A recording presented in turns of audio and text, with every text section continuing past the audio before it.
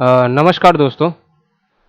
जैसा कि हम लोगों ने प्रीवियस लेक्चर में अपने देखा था कि रीयूजेबिलिटी के बारे में कि रीयूजेबिलिटी क्या होती है, किस तरीके से रीयूजेबिलिटी ऑब्जेक्ट ओरिएंटेड प्रोग्रामिंग के अंदर परफॉर्म होती है, या फिर हम ये कहें कि रीयूजेबिलिटी जो है, अगर हम ऑब्जेक्ट ओरिएंटेड प्रोग्रामिंग में अगर हम परफॉर्म करना चाहें तो किस तरीके से हम रीयूजेबिलिटी को परफॉर्म करते हैं। तो हमने देखा था कि दो तरीके हैं रीयूजेबिलिटी को परफॉर्म करने के। एक आपका ऑब्जेक्ट ओरिएंटेड एक आपका इनहेरिटेंस है, ठीक है ना, और एक आपका पॉलीमॉर्फिज्म है। दोनों जो है वो रीयूजेबिलिटी को सपोर्ट करते हैं, यानी ये जो दोनों कॉन्सेप्ट हैं ऑब्जेक्ट ओरिएंटेड प्रोग्रामिंग में, ये दोनों के दोनों जो है ये रीयूजेबिलिटी को सपोर्ट करते हैं। लेकिन दोनों का तरीका जो है वो सपोर्ट करने का रीयूजेबिलिटी को वो थोड़ा डिफरेंट है, जिसके बारे में हम लोगों ने प्रीवियस क्लास में डिस्कस किया था दोस्तों। ठीक है, तो अभी तक दोस्तों अगर हमने ऑब्जेक्ट ओरिएंटेड सिस्टम डिजाइन को देखा है, जो कि हमारा सब्जेक्ट है, हम लोग थर्ड यूनिट पे चल रहे हैं और ये भी अप्रॉक्स खत्म होने वाली है।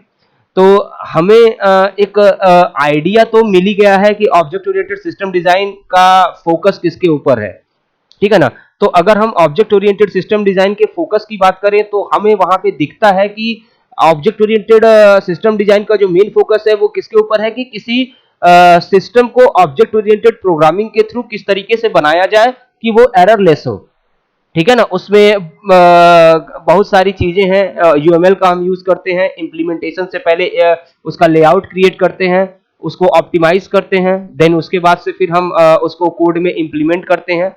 तो ये सारी चीजें होती हैं, लेकिन ये सारी चीजें अगर होती हैं तो हमें बहुत सारी चीजों को ध्यान में रखते हुए ये डायग्राम बनाना होता है। तो दूसरी चीज दोस्तों, अगर हम बात करें तो ऑब्जेक्ट ओरिएंटेड प्रोग्रामिंग हमें बहुत सारी फैसिलिटीज प्रोवाइड करती है, जो कि अन्य प्रोग्रामिंग पैराडाइम्स में थोड़ा सा डिफिकल्ट है उन्हीं सारी फंक्शनलिटी को यूज करना। तो जैसा कि हम लोगों ने पिछली बार देखा था रीयूजेबिलिटी के बारे में, और रीयूजेबिलिटी के बारे में जब हम लोगों ने देखा था तो हमें ये पता चला था कि किस तरीके से ऑब्जेक्ट ओरिएंटेड सिस्टम डिजाइन जो है वो या system programming object oriented programming जो है वो किस तरीके से रीयूजेबिलिटी को सपोर्ट करता है, जिसमें हम लोगों ने पॉलीमॉर्फिज्म और इनहेरिटेंस के बारे में देखा था। अब आज का जो टॉपिक है दोस्तों ऑब्जेक्ट ओरिएंटेड सिस्टम डिजाइन में, तो जो दोस्तों आज का टॉपिक है वो हमारा है एक्सटेंसिबिलिटी। एक्सटेंसिबिलिटी, ठीक है दोस्तों। तो अगर हम एक्सटेंसिबिलिटी की बात करें तो जैसा कि देखिए यहाँ पे लिखा हुआ है, अगर हम इस डिफिनीशन को देखते हैं कि सॉरी जैसा कि लिखा हुआ है यहाँ पे कि extensibility is a software engineering and system design principal that provide for further growth. Extensibility is a measure of the ability to extend a system and the level of effort required to implement the extension. Extensions can be through the addition of new functionalities or through modification of existing functionalities.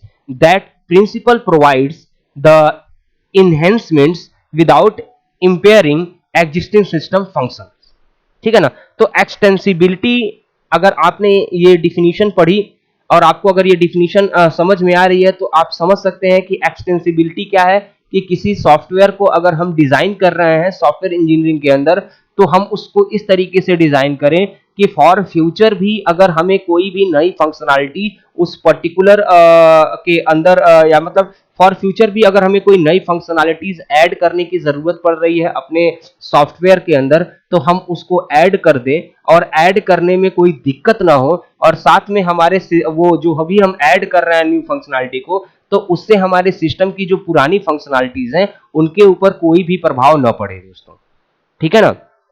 तो इसके लिए दोस्तों हमें बहुत सारी चीजें ध्यान में रखनी होती हैं, जिसके थ्रू हम ये काम कर पाते हैं। तो जैसे कि अगर हम बात करें दोस्तों, देखिए हम आज की डेट में जो भी सिस्टम को डेवलप करते हैं, ठीक है, तो अगर हम वो सिस्टम को डेवलप कर रहे हैं तो हमें ऐसा नहीं है कि वो सिस्टम हमने एक बार बना दिया तो वो लाइफ टाइम के लिए चलेगा, ठीक है ना। क्योंकि according to need, time by time नई नई चीजें या नई नई नीड्स ऑकर होती हैं, और उसके अकॉर्डिंग हम लोग को ये जरूरत पड़ती है कि या तो हम नया सॉफ्टवेयर डेवलप करें, या तो हमने पुराने सॉफ्टवेयर को इस तरीके से डेवलप किया है कि हम उसमें कोई भी नई फंक्शनैलिटी जब चाहे तब ऐड कर दें। ठीक है दोस्तों, तो ये जो प्रोसेस है, ये जो चूंकि ये जो एक तरीके से कहें एक्सटेंसिबिलिटी का जो ये फंडा है, ये ऑब्जेक्ट ओरिएंटेड प्रोग्रामिंग में काफी अच्छे से सपोर्ट किया जा सकता है, सपोर्ट करता है। मीन्स कहने का मतलब क्या है, जैसे मान लीजिए कि हमने कोई सिस्टम बनाया, ठीक है, हमने अगर कोई सिस्टम बनाया और उस सिस्टम में कई सारे अलग अलग फंक्शनैलिटीज हैं जो अलग अलग क्लास के रूप में काम कर रहे हैं, और मान लीजिए वो मार्केट में चल रहा है, ठीक है ना। तो अगर आगे चल के फॉर फ्यूचर मान लीजिए 2 साल बाद अगर हमें कुछ नए सॉफ्टवेयर की कुछ नए फंक्शनैलिटी की जरूरत पड़ रही है, तो या तो हम एक नया क्लास ही नया सिस्टम ही डेवलप करें जिसमें पुरानी फंक्शनैलिटी के साथ एक नई फंक्शनैलिटी को फिर से डेवलप करें, और या तो फिर हम इसी पुराने सिस्टम को लें, ठीक है, या तो हम इसी पुराने सिस्टम को लें और जो उसमें पुरानी फंक्शनैलिटी है उनके साथ हम एक नई फंक्शनैलिटी को और ऐड कर दें। ठीक है ना, तो ये जो करना है वो आसान है, लेकिन ये करना थोड़ा डिफिकल्ट है, क्योंकि एक ही चीज के लिए केवल एक फंक्शनैलिटी को ऐड करने के लिए हम पूरे के पूरे नए सिस्टम को डिजाइन करें, तो ये ये सही चीज नहीं है। इससे क्या है कि आप लोगों को मतलब कि जो भी हमारा कोड डेवलप हो रहा है या फिर जो भी चीजें हम बना रहे हैं वो कहीं ना कहीं वो सही नहीं होगी। ठीक है ना, तो एक्सटेंसिबिलिटी अगर सही मायने में ये अगर कहें तो ये हम ये कह सकते हैं कि ये हमें वे प्रोवाइड करता है, ये या फिर जिस ऑब्जेक्ट ओरिएंटेड प्रोग्रामिंग में एक्सटेंसिबिलिटी एक ऐसा वे है जिसके थ्रू हम अपने जो भी सिस्टम हम डिजाइन कर रहे हैं उस सिस्टम को फॉर फ्यूचर भी हम उसको यूज कर सकते हैं।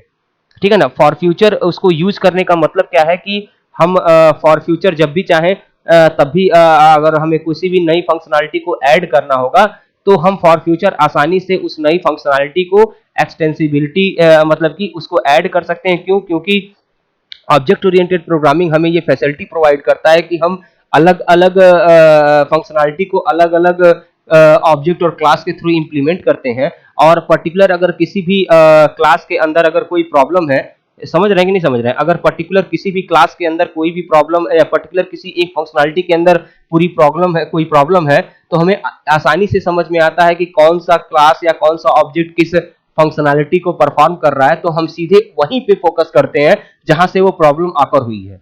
ठीक है ना, किसी और पैराडाइम्स में ये फैसिलिटी प्रोवाइड नहीं मिलती।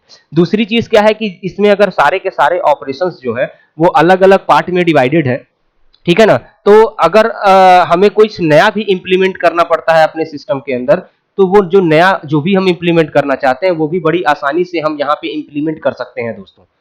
ठीक है, तो ये अगर हम एक दूसरे वर्ड्स में कहें तो हम ये कह सकते हैं कि जो एक्सटेंसिबिलिटी है वो object oriented system design concept को में काफी आसानी से हम इंप्लीमेंट कर सकते हैं। किसी और पैराडाइम्स के थ्रू अगर हम कोई भी सॉफ्टवेयर दोस्तों बनाते हैं तो उस सॉफ्टवेयर को बनाने में ये दिक्कत आती है कि हम ये नहीं समझ पाते कि फ्यूचर में अगर हमें कुछ भी इंप्लीमेंट करना है तो हम कैसे करते हैं। इसीलिए दोस्तों आज की डेट में हम जितने भी डेवलपर्स हैं अगर वो सॉफ्टवेयर को डेवलप करते हैं तो वो उनका फोकस यहाँ पे भी होता है कि किस तरीके से हम ऐसा सॉफ्टवेयर डेवलप करें या ऐसा सिस्टम डेवलप करें जो कि अकॉर्डिंग टू कस्टमर नीड अगर आगे चल के हमें उसको एक्सटेंड भी करना हो या कोई नई फंक्शनैलिटी को ऐड भी करना हो तो हम उसमें बड़ी ही आसानी से नई फंक्शनैलिटी को ऐड कर लें। यानी कि हमें ज्यादा सोचना या हमें ज्यादा दिमाग लगाने की जरूरत ना पड़े कि कैसे हम नई फंक्शनैलिटी को ऐड करेंगे, और ये जो फैसिलिटी है ये केवल ऑब्जेक्ट ओरिएंटेड पैराडाइम्स के थ्रू ही पॉसिबल है। क्यों? क्योंकि हम इसमें अलग अलग ऑब्जेक्ट क्लास अलग अलग ऑपरेशंस के लिए बनाते हैं।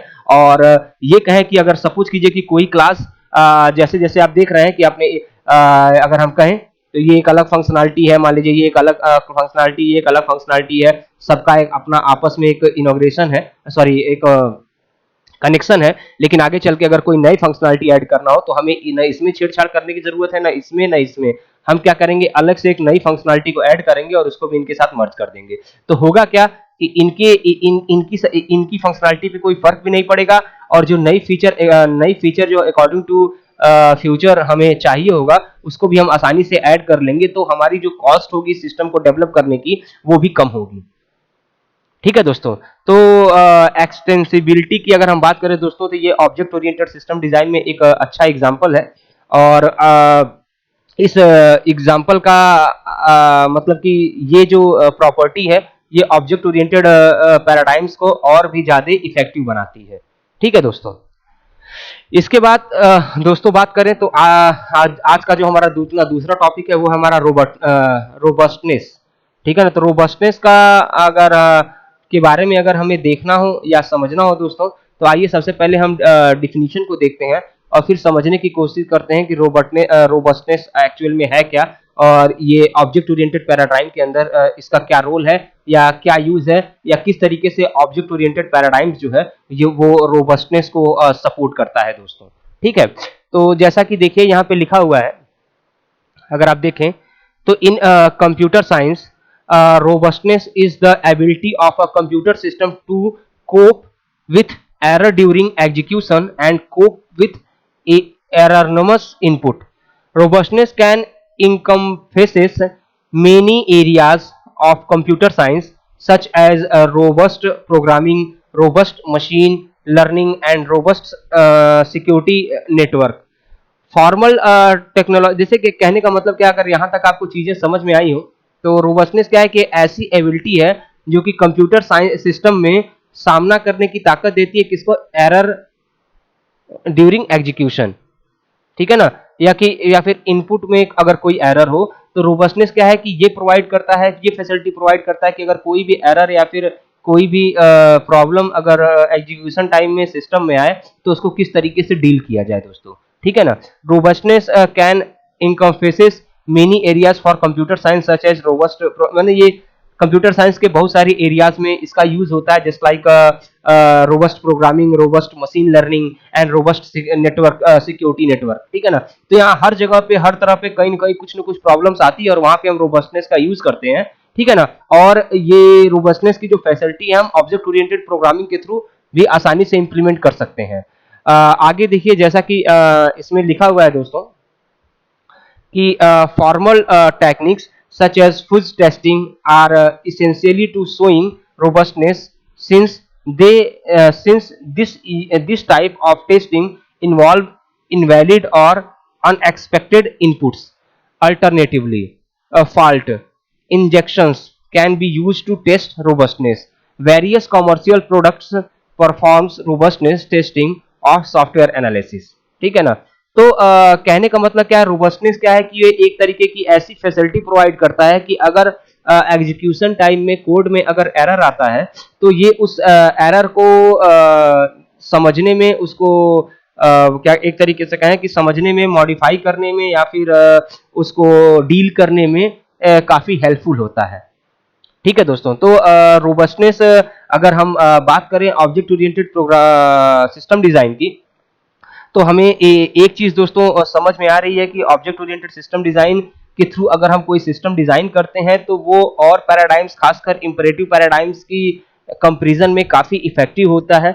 आप देख सकते हैं किस तरीके से ये हमें कोड की रियूजेबिलिटी के लिए फोकस करता है, मतलब फैसिलिटी प्रोवाइड करता है। ये क्या कहते हैं कि एक्सटेंसिबिलिटी के लिए भी वे प्रोवाइड करता है, जिससे हम एक सॉफ्टवेयर को फॉर फ्यूचर अगर एक्सटेंड करना हो तो हम आसानी से एक्सटेंड भी कर सकते हैं। और रोबस्टनेस को भी ये काफी हद तक सपोर्ट करता है, यानी कि एग्जीक्यूशन टाइम में कोड में अगर कुछ एरर आ रहा है तो उसको भी ये अपने हिसाब से डील करने की कोशिश करता है। ठीक है ना। बहुत सारे अगर बात करें प्रोडक्ट, कॉमर्शियल प्रोडक्ट परफॉर्म की, अगर बहुत सारे कॉमर्शियल प्रोडक्ट्स की बात करें तो वो भी जो है वो रोबस्ट टेस्टिंग का यूज करते हैं। ठीक है ना। सॉफ्टवेयर एनालिसिस में भी रोबस्ट टेस्टिंग का यूज किया जाता है कि पर्टिकुलर अगर कोई भी प्रॉब्लम आ रही है तो किस तरीके से अपना आपका जो सिस्टम है उसको हैंडल कर रहा है दोस्तों। ठीक है। तो आपने अभी तक जो भी देखा या समझा तो होप सो आपको ये समझ में आ गया होगा कि ऑब्जेक्ट ओरिएंटेड पैराडाइम्स कितनी हेल्पफुल है और किस किस लिए लोग ऑब्जेक्ट ओरिएंटेड सिस्टम डिजाइन का यूज करते हैं सॉफ्टवेयर को डेवलप करने के लिए। ठीक है। क्योंकि ये हमें फैसिलिटी प्रोवाइड करती है सीधे प्रॉब्लम की तरफ फोकस करने के लिए। ये हमें फैसिलिटी प्रोवाइड करती है कि हम सीधे जो है वो क्या कहते हैं कि मतलब सॉरी, ये हमें एक तरीके से फैसिलिटी प्रोवाइड करती है कि सॉफ्टवेयर को किस तरीके से हम डील करें। या फिर प्रॉब्लम जो भी ऑकर हो रही है सॉफ्टवेयर के अंदर वो किस तरीके से उसको डील किया जा सकता है, ठीक है ना। तो रोबस्टनेस, तो ऑब्जेक्ट ओरिएंटेड सिस्टम डिजाइन, जैसा कि आज आप लोगों ने जो पॉइंट देखा, तो आपको ये पॉइंट देख के इतना तो समझ में आ ही गया होगा कि ऑब्जेक्ट ओरिएंटेड सिस्टम डिजाइन किसी भी सिस्टम को डिजाइन करने के लिए एक काफी अच्छा वे है। और इसके थ्रू अगर हम सिस्टम को डिजाइन कर रहे हैं दोस्तों, तो वो सिस्टम कहीं ना कहीं जो है वो काफी इफेक्टिव होता है अदर, अगर प्रोग्रामिंग लैंग्वेज का यूज करके अगर हम कोई सिस्टम बना रहे हैं तो उसके कंपैरिजन में ये जो हमारा पर्टिकुलर ऑब्जेक्ट ओरिएंटेड पैराडाइम्स है ये काफी इफेक्टिव होता है, ठीक है ना। तो आज दोस्तों जो मैं आपको बताने की कोशिश कर रहा था, तो ये है कि हम ये जो सारी चीजें जो ये फैसिलिटी हमें प्रोवाइड होती हैं, ये हमें सॉफ्टवेयर को या सिस्टम को डेवलप करने में काफी हेल्पफुल होता है, और इनका यूज करके हम बड़ी ही आसानी से सॉफ्टवेयर को डेवलप कर सकते हैं दोस्तों। ठीक है दोस्तों, तो आज के लिए इतना ही। Thank you very much.